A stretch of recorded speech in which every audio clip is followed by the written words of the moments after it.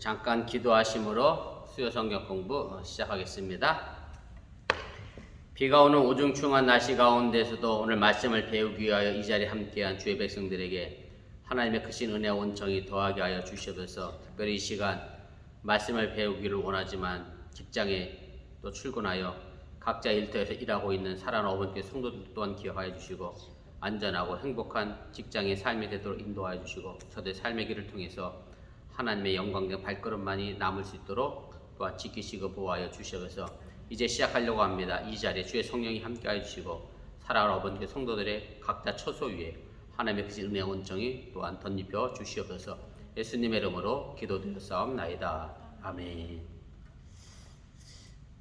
우리 찬송하겠습니다. 428장입니다. 428장 우리 찬송합니다. 내 영혼의 햇빛 비치니 주 영광 찬란해. 이 세상 어떤 빛보다 이 빛 더 빛나네. 주의 영광 빛난 광채 내게 비춰주시옵소서. 그 밝은 얼굴 배울 때 나의 영혼 기쁘다.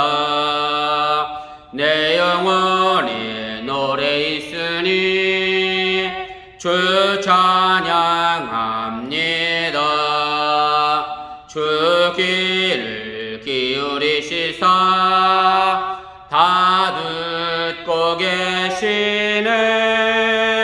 주의 영광 빛난 광채 내게 비춰주시옵소서. 그 밝은 얼굴 배울 때 나의 영혼 기쁘다. 내 영혼의 봄날 되어서 주 함께 하실 때 그 평화 내게 깃들고 주 은혜 꽃피네. 주의 영광 빛난 광채 내게 비춰주시옵소서. 그 밝은 얼굴 배울 때 나의 영혼 기쁘다. 내 영혼에 희락이 있고 큰 소망 넘치네. 주 예수 복을 주시고 또 내려주시네. 주의 영광 빛난 광채 내게 비춰주시옵소서. 그 밝은 얼굴 배울 때 나의 영혼 기쁘다. 아멘.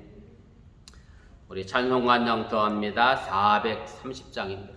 사모님 김지연 성도님 오셨어요. 제가 오늘 믿음을 갖고 3장 복사했습니다.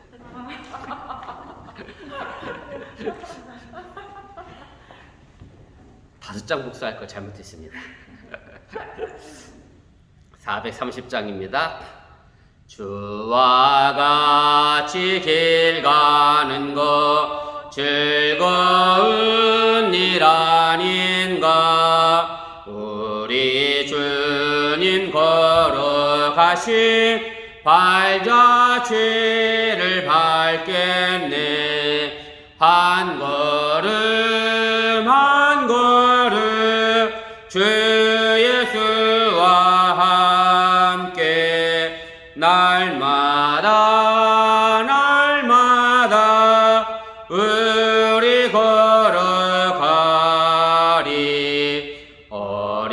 어린아이 같은 우리 미련하고 약하나 주의 손에 이끌리어 생명길로 가겠네. 한 걸음 한 걸음 주 예수와 함께 날마다 날마다 우리 걸어가리. 꽃이 피는 들판이나 험한 골짜기라도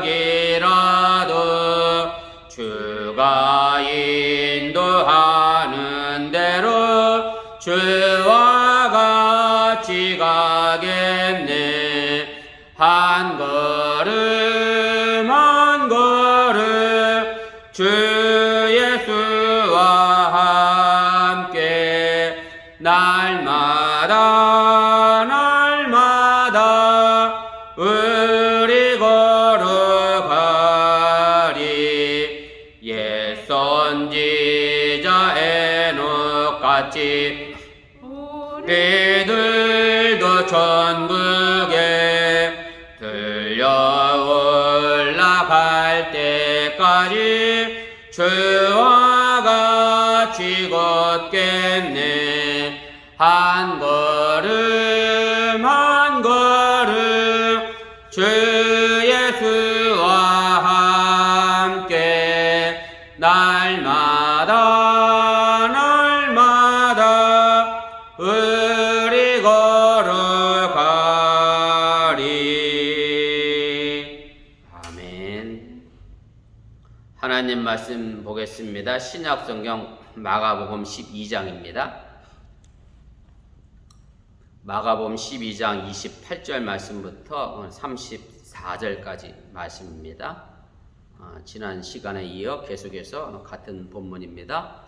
마가복음 12장 우리 28절 말씀부터 34절까지 한 절씩 교독하시고 34절은 함께 읽도록 하겠습니다. 서기관 중 한 사람이 그들이 변론하는 것을 듣고 예수께서 잘 대답하신 줄을 알고 나와 묻되 모든 계명 중에 첫째가 무엇이니까?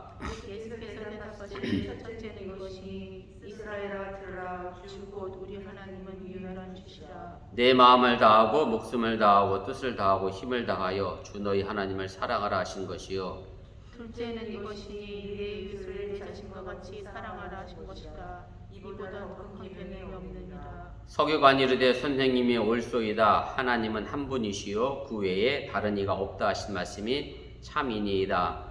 또 마음을 다하고 지혜를 다하고 힘을 다하여 하나님을 사랑하는 것과 또 이웃을 자기 자신과 같이 사랑하는 것이 전체로 드리는 모든 번제물과 기타 제물보다 나으니이다. 예수께서 그가 지혜 있게 대답함을 보시고 이르시되 내가 하나님의 나라에서 멀지 않도다 하시니 그 후에 감히 묻는 자가 없더라. 아멘. 오늘은 66가 우리 가장 큰 계명 두 번째 시간이고요. 지난 시간에 이어 계속해서 말씀을 이어가도록 하겠습니다. 그래서 지난 시간에는 가장 큰 계명의 첫 번째 부분이었죠. 하나님을 사랑하는 것에 집중된 말씀이었다고 하면 오늘은 두 번째 시간으로 이웃사랑에 관련된 말씀을 예수님께서 해주고 계십니다. 그래서 제가 내용분해와 개요를 먼저 보시면 12장에서부터는 사실은 계속해서 예수님이 이제 예수님을 적대했던 사람들과 논쟁하는 그런 내용이 이제 계속 지속되고 있고요. 그다음에 12장 1절부터 12절까지 악한 포도원의 농부들의 비유, 그다음에 헤롯 땅과 바리새인의 세금에 관련된 문제, 이 세금을 로마 시저 가이사에게 바치는 게 옳겠느냐, 옳지 않느냐라고 하는 문제, 예수님이 어느 쪽을 대답해도 걸릴 수밖에 없는 그런 함정 같은 문제에 관한 이야기를 했고요. 그 다음에 이제 사두개인과 이제 부활에 관한 논쟁을 이제 이어가시게 되죠. 그래서 바리새인들은 이제 부활이 있다라고 생각을 했고, 사두개인들은 반대로 부활은 없다라고 얘기했는데, 예수님은 거기에 덧붙여서 우리 기독교만 가지는 또 다른 부활에 관련된 말씀을 해주셨습니다. 그래서 바리새인들의 부활과 우리 기독교가 가지고 있는 부활의 모습은, 바리새인들은 이 육신 그대로 다시 부활한다라고 얘기를 했고, 사도 바울이나 예수님은 이 육신이 아닌 또 다른 모습의 형체로 부활할 것임을 말씀을 해주셨고요.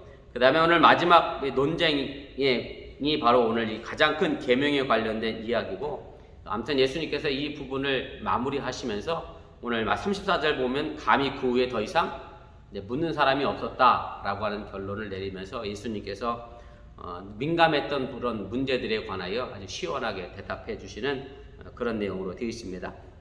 내용문해와 개요 가로 두 번째를 보시면 바리새인들과 헤롯 당원들이 민감하게 대립했던 세금의 문제, 그다음에 사두개인들과 바리새인들 사이에 부활에 대한 논쟁의 문제, 그다음에 서기관들이 율법을 늘 연구하고 가르치면서 직면했던 가장 큰 계명의 문제 등의 여러 가지 문제들을 다 듣고 나서 예수님의 입장이 이제 제시된 것은 이것이고, 그리고 예수님의 윤리적 가르침의 핵심은 결국 무엇이냐면 하나님 사랑과 이웃 사랑으로 요약이 되는 거고요. 이 핵심 상황이 결국 일련의 대화의 마지막에 놓임으로 해서 그 중요도가 더욱 강조되고 있다라고 하는 얘기입니다. 마지막 6번이라고 되어 있는 부분 보시면 본문은 그래서 하나님 사랑과 이웃 사랑이 모든 번제물과 희생제물보다 낫다라고 서기관 자신의 말로 시인케 함으로 해서 그동안 성전의 제사를 상대화시키는 그런 결과를 낳게 됐습니다.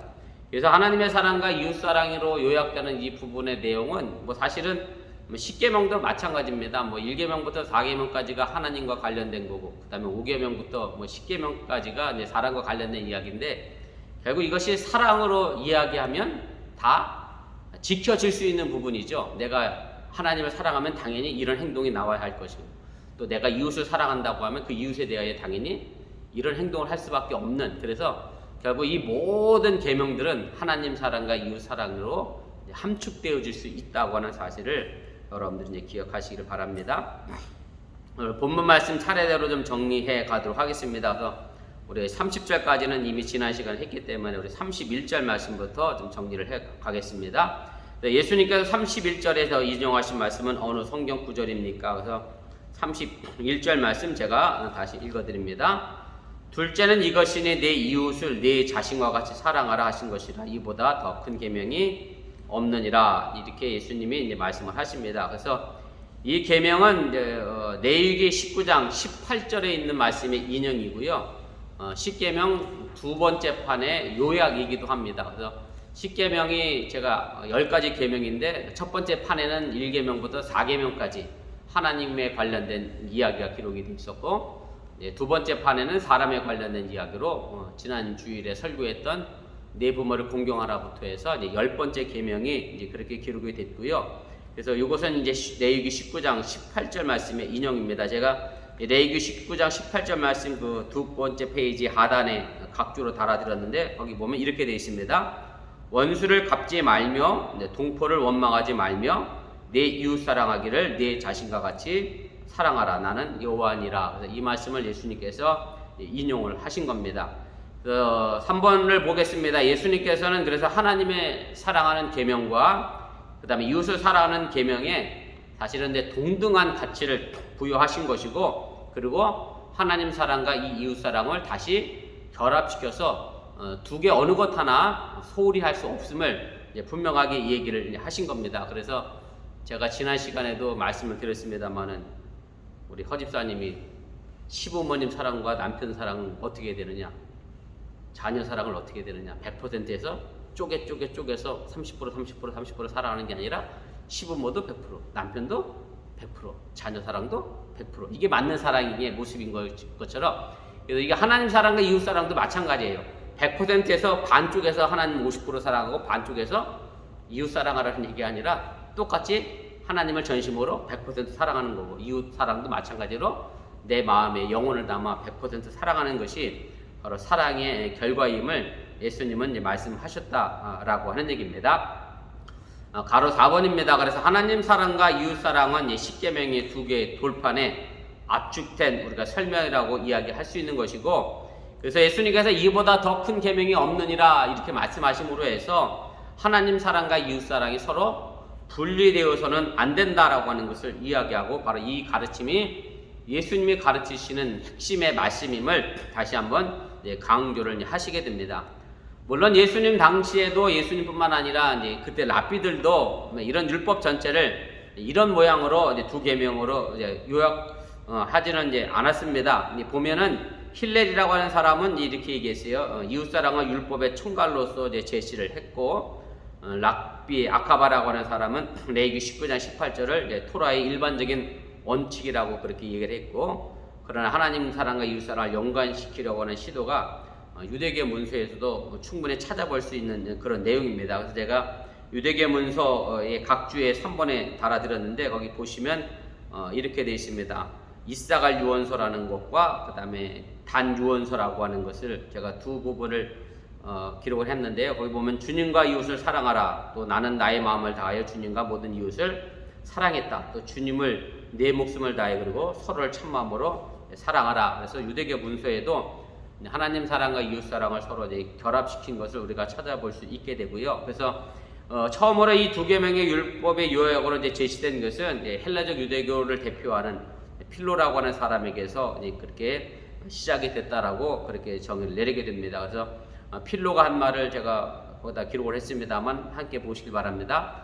수많은 개별적인 가르침과 명제들이 이제 종속되는 두 개의 가르침, 다시 말해서 하나님과 관련해서는 하나님 공경과 경건의 계명, 그 다음에 인간에 관련해서는 이웃사랑과 정의의 계명이 있다. 그래서 필로라고 하는 사람이 처음으로 유대교 문헌에 등장하는 하나님 사랑과 이웃사랑을 이야기한 것으로 그렇게 생각을 하게 됩니다. 그런데 이제 필로의 사상과 예수님의 가르침에는 조금의 이제 차이가 있습니다. 무슨 얘기냐면 필로는 이 두 계명 위에도 다른 모든 계명들이 이제 동등한 가치를 갖는다라고 얘기를 했습니다만은, 반면에 예수님께서는 이 요약된 계명만 잘 지킨다면 다른 계명은 사실은 무시해도 된다라고 이제 말씀하신 것이고, 제가 아까 서론에도 말씀드렸습니다만은 내가 이웃을 사랑하는데 내가 이웃의 것을 탐내고 욕심낼 수는 없다고 하는 얘기고요. 내가 이웃을 사랑하는데 이웃을 향하여 거짓말 할 수 없다고 하는 얘기고, 내가 하나님을 사랑하는데 당연히 주의를 지키고 하나님의 이름을 거룩하게 하는 건 당연한 거라고 하는 얘기죠. 그래서 이 두 계명만 잘 지켜나가면 사실은 세상의 모든 법이 필요 없다라고 하는 것이 예수님께서 말씀하신 요약의 말씀의 내용이고요. 그냥 우리 시대에 사는 것으로 얘기한다고 하면 지금 동남부가 기름이 떨어져서 난리죠.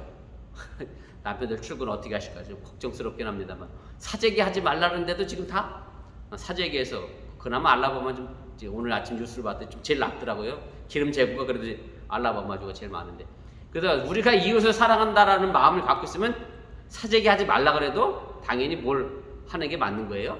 사재기 하지 않는 게 맞는 거다. 이런 개념을 얼마든지 우리가 유추하고 추론해 갈 수 있기 때문에 예수님은 하나님 사랑과 이웃 사랑을 두 개로 요약했다라고 하는 얘기입니다.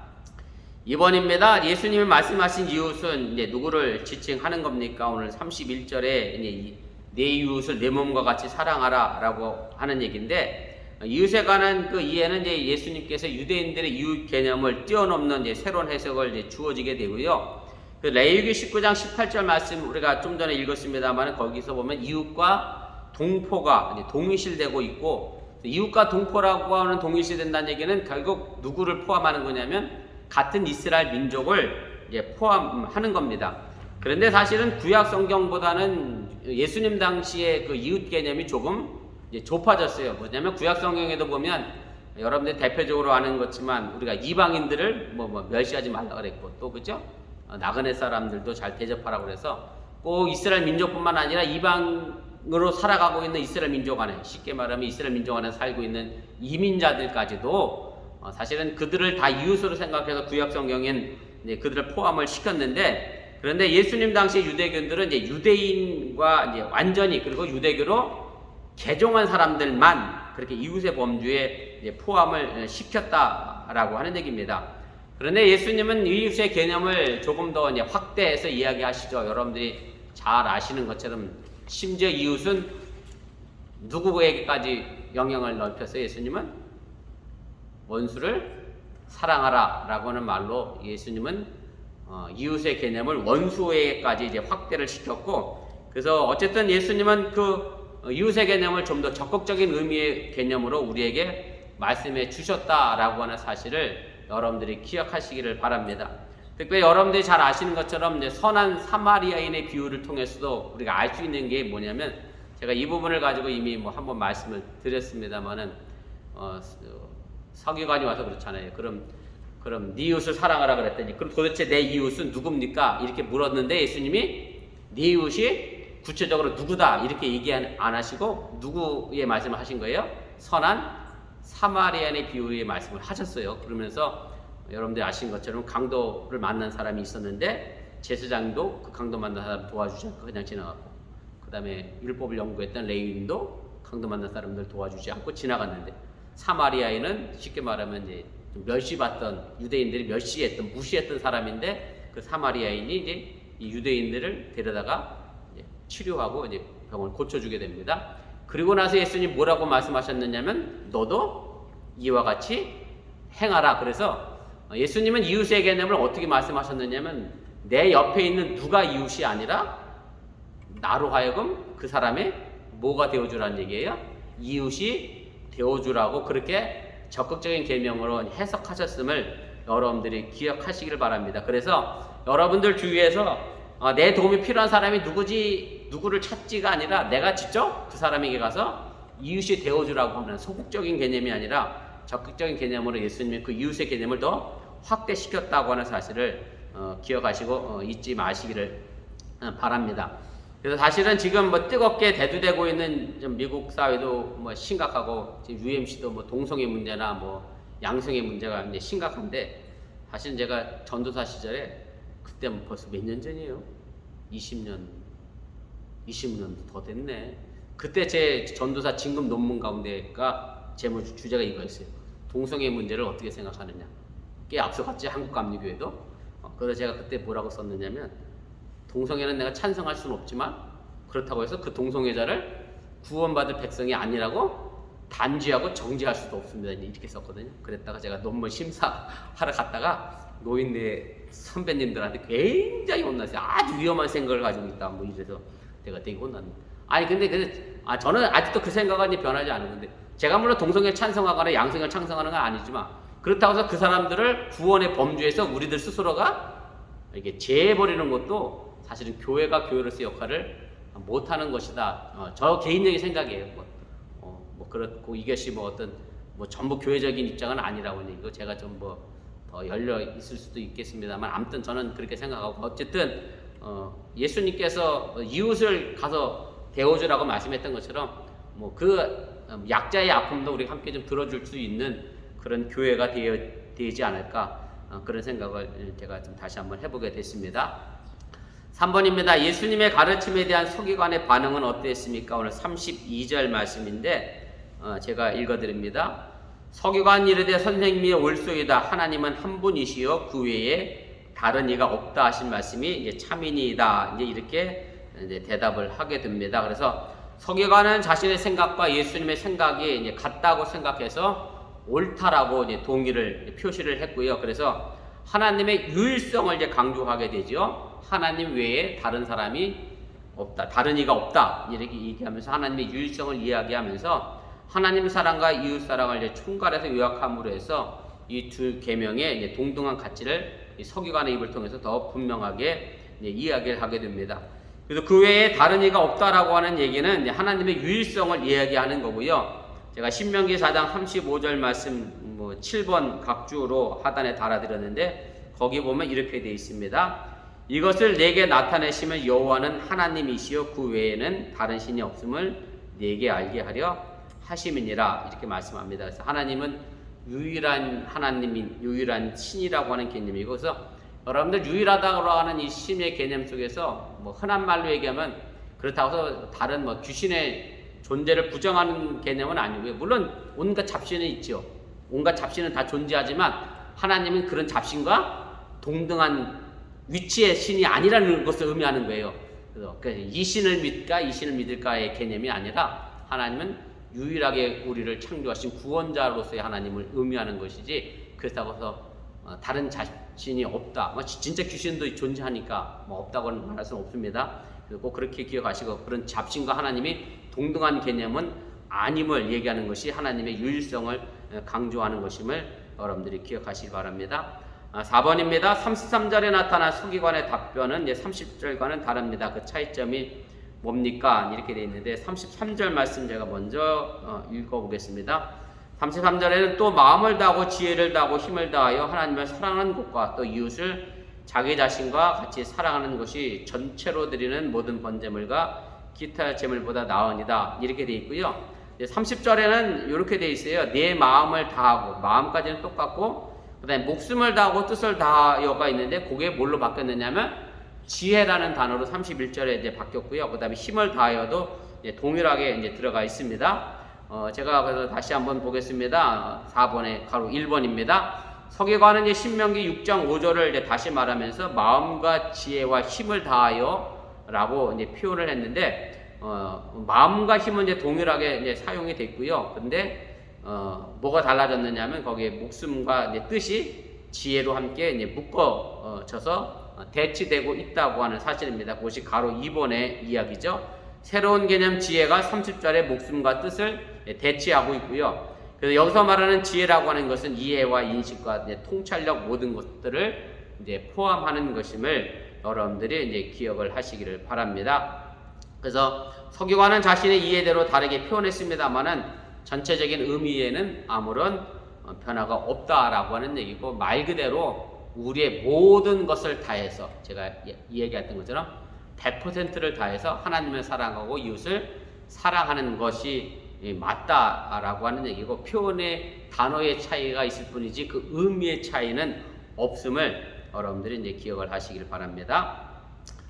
5번입니다. 이제 서기관은 무엇보다 하나님 사랑과 이웃 사랑이 더 나은 것이라고 이제 덧붙였습니까? 오늘 33절에 있는 말씀입니다. 제가 읽겠습니다. 33절 후반절 이야기만 읽을게요. 또 이웃을 자기 자신과 같이 사랑하는 것이 전체로 드리는 모든 번제물과 기타 제물보다 나으니이다. 이렇게 이야기를 하게 됩니다.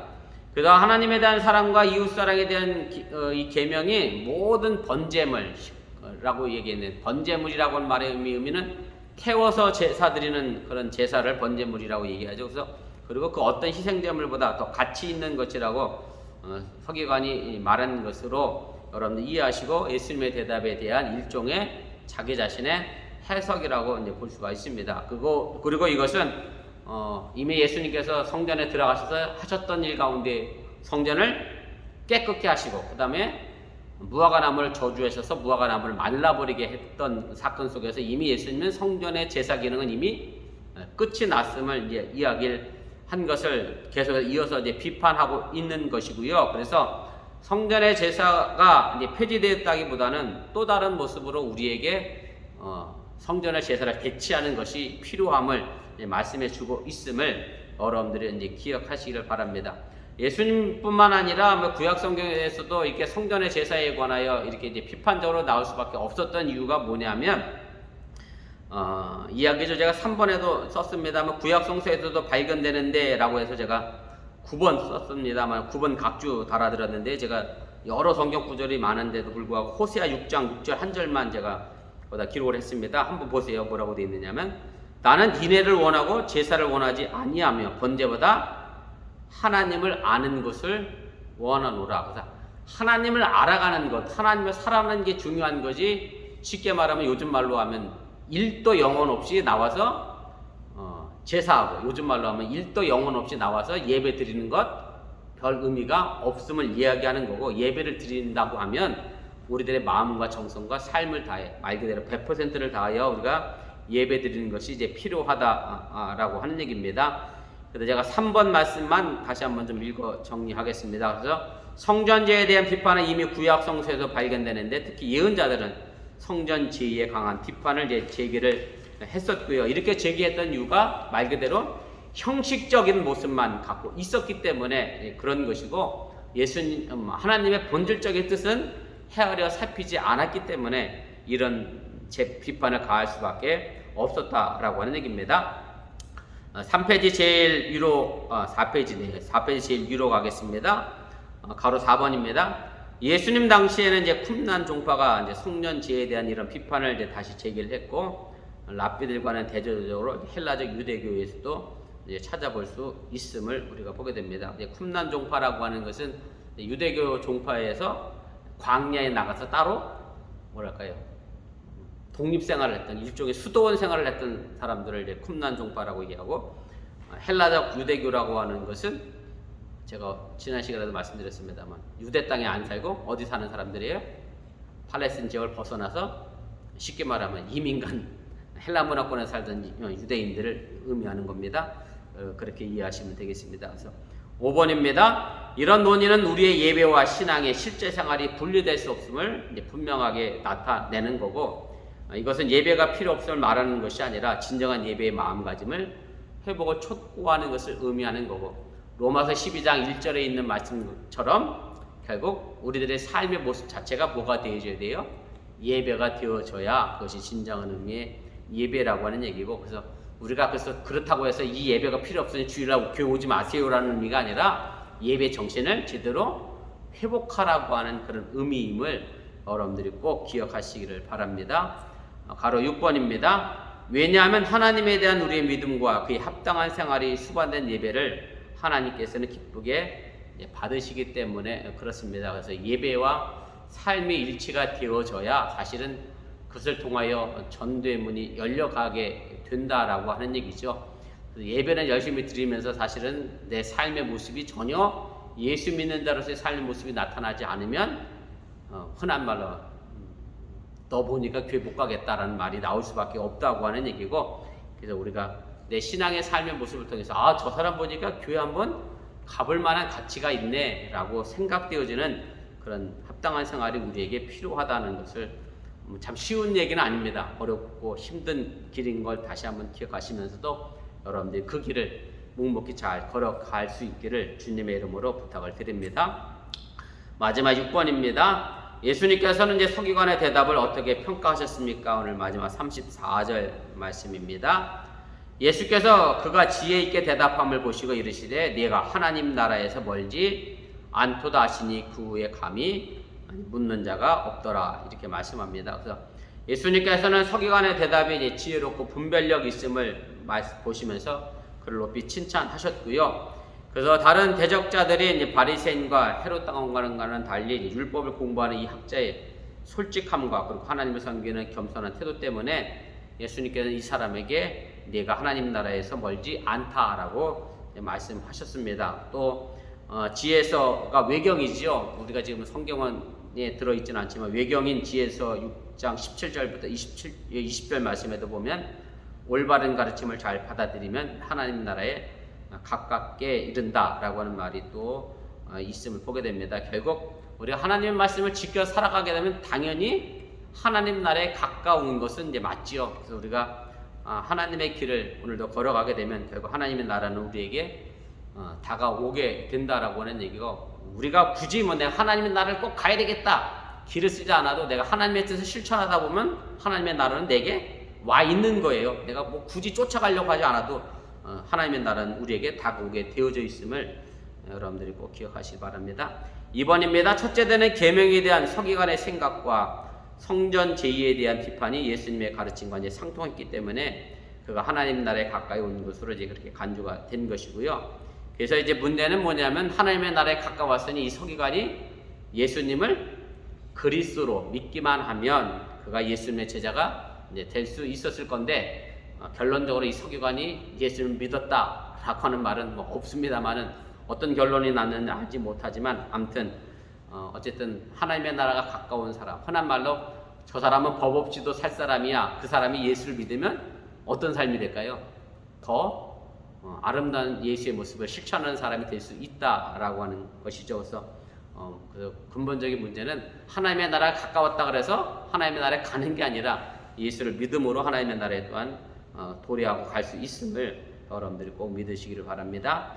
4번입니다. 그 후에 감히 묻는 자가 없더라 라고 하는 말씀은 12장에 나타난 그동안 해왔던 대적자들의 모든 어떤 질문에 대하여 예수님께서 지혜롭게 말씀하시고 또 예수님의 권위를 나타내셨기 때문에 더 이상 예수님께 감히 정말 물을 수 없는 예수님의 권위 앞에 그들이 무릎을 꿇을 수밖에 없는 그런 모습을 보여주게 되고, 그리고 예수님의 지혜의 모습을 또 보여주기도 합니다.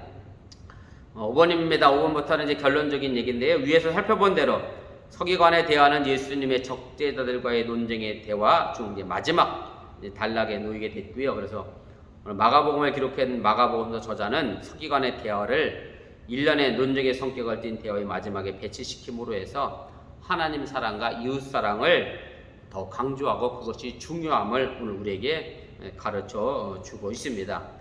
6번입니다. 온 힘을 다해서 하나님을 사랑하고 이웃을 자신처럼 사랑하는 사람은 예수님과 더불어 실현되기 시작하는 하나님 나라에 가까이 갈 수 있음 또한 여러분들이 믿으시고 예수님과 더불어 함께 이 땅을 하나님의 나라로 만들어 갈 수 있기를 주님의 이름으로 부탁을 드립니다.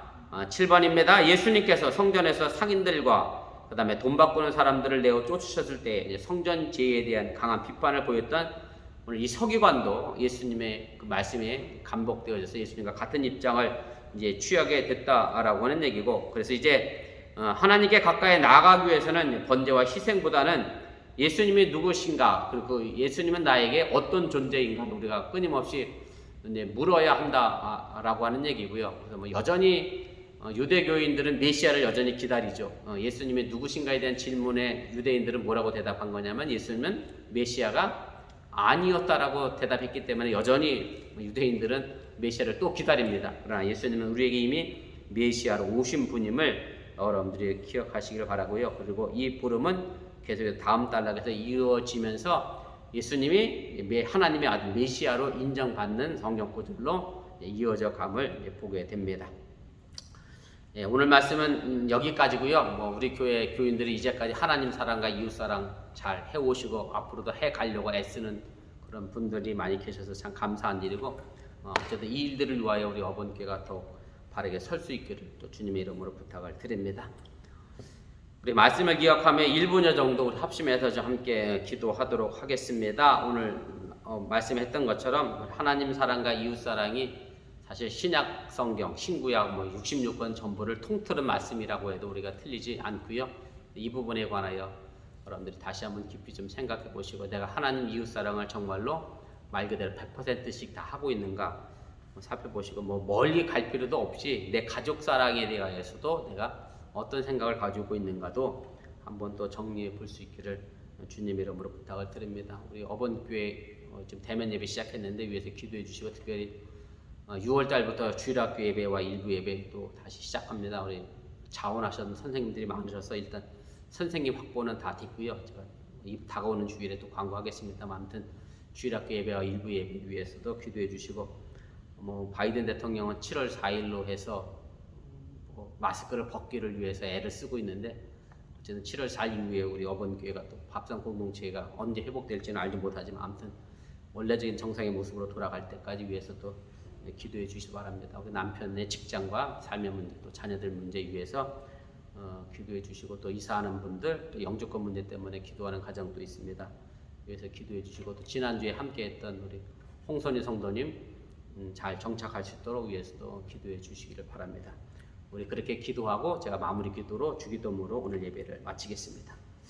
사랑의 하나님, 오늘 시간에 저희들이 마음을 같이하여 예배하고 또한 기도합니다. 온 마음과 온 정성을 다하는 예배와 기도가 되게 해주시고, 이 예배와 기도를 통하여 우리 어번교회가 하나님 사랑과 이웃 사랑을 실체로 옮겨나갈 수 있는 그런 아름다운 교회가 되도록 인도하시고 함께하여 주시면서, 예수님께서 모든 계명의 율법을 총정리하여 하나님 사랑과 예수님 이웃 사랑이 가장 큰 계명임을 오늘 우리에게 말씀해 주셨는데, 정말로 그것을 우리들의 마음과 생각을 반으로 나누어서 하나님을 반 사랑하고 이웃을 반 사랑하는 의미가 아님을 다시 한번 기억하며, 내가 온전하게 하나님을 사랑함으로 또 온전하게 이웃을 사랑함으로 말미암아 이것을 통하여 이 땅에 하나님의 나라를 만들어가는 거룩한 우리 어번교회가 되도록 인도하여 주시면서, 무엇보다 이제 직장생활 속에서 치열하게 쌓아가고 있는 사랑하는 어번교회 모든 성도들이 정말로 이웃 사랑을 실천하며 하나님의 사랑을 실천하는 것이 참 벽에 겹드시며 힘에 겹도록 우리가 싸워가고 있는 가운데 있습니다. 그런 와중에서 우리 어번교회 성도들을 통하여 이 땅에 하나님의 나라가 조금씩 보여지게 하여 주시고, 우리 어번교회 믿음의 성도들을 통하여 예수 믿는 사람들이 늘어나게 도와주시고, 어번교회 성도들처럼 예수 믿는다고 하면 나도 예수 믿어야 되겠다, 그런 마음의 생각들을 전할 수 있는 우리 어번교회 공동체가 되도록 인도하여 주시고, 코로나 팬데믹 이후에 그래서 우리 어번교회가 더 열려져 있는 교회로서 많은 이들이 함께하고 함께 찾아올 수 있는 귀한 교회가 되도록 역사하시고 함께하여 주시면서 우리 어번교회 관심을 갖고 있는 모든 이들의 발걸음이 이 재단에 함께 모여지게 도와주시고, 그래서 어번교회가 단순하게 양적인 성장만을 추구하는 교회가 아니라 질적인 믿음의 성장도 함께 이루어나가 정말 많은 이들을 바르게 양육하고 키워나가는 믿음의 교회가 되도록 역사하시고 함께하여 주시면서 사랑하는 손들의 각 가정들을 또한 기억하여 주시기를 원합니다. 코로나 팬데믹 상황 속에서 건강의 문제로 인하여 염려하지 않도록 주님께 눈동자가 지키시고 보호하여 주시고, 코로나 팬데믹 여전한 상황 가운데서 여전히 직장에 나가 일하고 있는 사랑하는 남편들과 또 많은 교우들이 있습니다. 하나님께 눈동자가 지키시고 보호하여 주셔서 코로나로 인하여 어려움 당하지 않게 도와주시고, 또 기타 다른 여러 질병 때문에 어려운 일 만나지 않도록 주님께서 온전히 돌보시고 함께하여 주시면서 사랑하는 자녀들 학교에 다니고 있습니다. 지혜와 명철과 총명을 도와여 주시기 원하며 단순하게 세상의 지식만을 많이 배우는 자녀가 되지 않게 도와주시고, 바른 사람, 올바른 사람, 하나님 보시기에 기뻐하는 사람, 하나님 보시기에 마음을 시원케 하는 그런 믿음의 자녀가 되어줘서 이 세상과 하나님 나라의 존귀 여김 받는 믿음의 자녀로 성장해 나오도록 역사하시고 함께하여 주셔서, 참으로 악한 시대입니다. 어떤 길이 바른 길이고 어떤 길이 잘못된 길인지 가치를 판단하고 분별하기 어려운 이 시대 속에서 우리 사랑하는 어머니께 모든 자녀들이 하나님의 말씀에 비추어서 하나님의 말씀을 거울 삼아 바른 길을 걸어가게 도와주시고 올바른 판단을 내릴 수 있는 믿음의 귀한 자녀가 되도록 인도하시고 함께하여 주시면서, 이런 와중에 영주권 문제를 진행 중에 있는 가정들이 있습니다. 하나님, 코로나 문제 때문에 많은 서류가 지체되고 있습니다. 더디되고 있습니다. 이로 인하여 체류 문제에 어려움 겪지 않도록 도와주시고 순조롭게 잘 진행되어 나가게 도와주시기 원하며, 이제 또한 이사를 위하여 기도하는 가정들 또한 있사오니 하나님 새 장막에서 새로운 꿈을 꾸며 아름다운 미래를 만들어 가도록 역사하시고 그 가정 위에 또 온전히 하나님의 역사가 임하게 하여 주시옵소서. 이제 6월부터 시작할 우리 일부 예배와 주일학교 예배 또한 기억하여 주시고, 이제 교사를 헌신하시려고 마음에 준비하고 기도하는 사랑하는 선생님들 또한 기억하여 주시기 원하며 온 마음으로 온전히 하나 되어져서 우리 어번교가 유기적으로 움직여 온전히 하나님의 몸된 교회를 바르게 세워나갈 수 있도록 역사하시고 함께하여 주시옵소서. 이제 예배를 마치고 다시 세상의 길로 나갑니다. 홀로 나가지 않게 하여 주시고 주님이 동행하여 주시는 믿음 발걸음이 되도록 역사하시고 함께하여 주시옵소서. 사랑의 하나님, 오늘 시간에 가장 큰 계명인 하나님 사랑과 이웃 사랑에 관하여 총 정리를 했습니다. 신구약 성경이 66권이고 그 신구약 성경 66권을 또 줄이면 구약과 신약으로 나눠질 것이고, 또 줄이면 십계명으로 나눠질 것이고, 더 줄이면 하나님 사랑과 이웃 사랑으로 줄여줄 수 있음을 다시 한번 기억하게 하여 주시고, 이것을 통하여 우리 어번교회가 진정한 하나님의 나라를 이 땅에 만들어가게 도와주시고, 더 이상 우리 기독교가 또 우리 어번교회가 세상 사람들로 멋대로 손가락질 받는 교회가 아니라 존경받고 존귀여김 받는 믿음의 교회, 믿음의 기독교가 되도록 바르게 세워지도록 함께하여 주시옵소서. 이제 사랑하는 우리 가정들 또한 기억하여 주시기를 원하며 자녀들의 삶의 문제 지켜주시고 남편들의 직장 또한 기억하여 주셔서 행의 경제적 문제나 육신의 질병의 문제로 고통당하지 않도록 주의 크신 은혜와 원정이 더하게 하여 주시옵소서. 이 모든 말씀 예수님의 이름으로 간절히 축원하며 기도드렸사옵나이다. 아멘. 하늘에 계신 우리 아버지여, 이름이 거룩히 여김을 받으시오며 나라의 마옵시며 뜻이 하늘에서 이룬 것 같이 땅에서도 이루어지이다. 오늘날 우리에게 일용할 양식을 주옵시고 우리가 우리에게 주신 자를 사하여 준 것 같이 우리 죄를 사하여 주옵시고 우리를 시험에 들게 하지 마옵시고 다만하게 수고하옵소서. 대개 나라와 권수와 영광이 아버지께 영원히 있사옵나이다. 아멘. 감사합니다. 예배를 마쳤습니다. 주일 예배 시간에 뵙도록 하겠습니다.